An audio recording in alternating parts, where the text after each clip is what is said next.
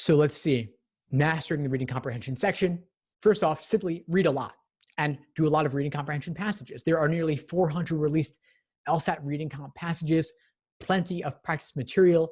In terms of order of approach, I said do the passages in the order given, but within a passage itself, a particular grouping of questions, I would say do the general global questions first, meaning main idea, primary purpose, and passage organization.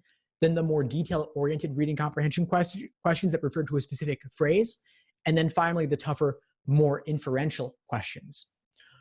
With regard to logical reasoning, or logic games, order of approach, it's a little bit different. For logic games, I would recommend doing the orientation question first, then the local if questions, then finally the global, general, must be true questions. The reason for this is that if you do the local if questions first, you will build up a library of hypothetical scenarios, valid game scenarios that you can use to knock out the more general questions later in the game. And logical reasoning, simply easy to hard already.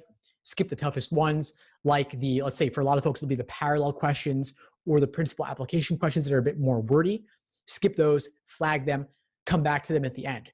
One nice thing about the digital LSAT is that they have a flagging function built in.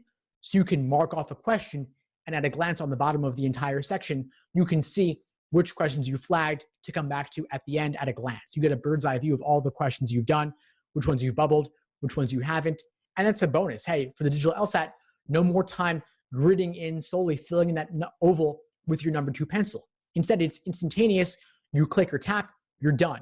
You've bubbled in that question, you move on. That probably saves you a minute or two for every section. Definitely a good thing there. So the digital LSAT, a lot of folks have concerns, but it isn't all bad. It's a mix of good and bad. And I think the hype is overblown with regard to it.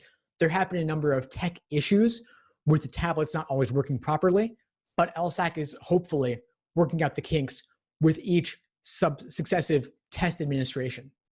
Thanks for tuning into the show. Please subscribe if you haven't done so already to be notified of new episodes as I release them. And feel free to reach out if you need anything at all as you move forward with your prep. I'm happy to help however I can. In the meantime, I wish you all the best and take care.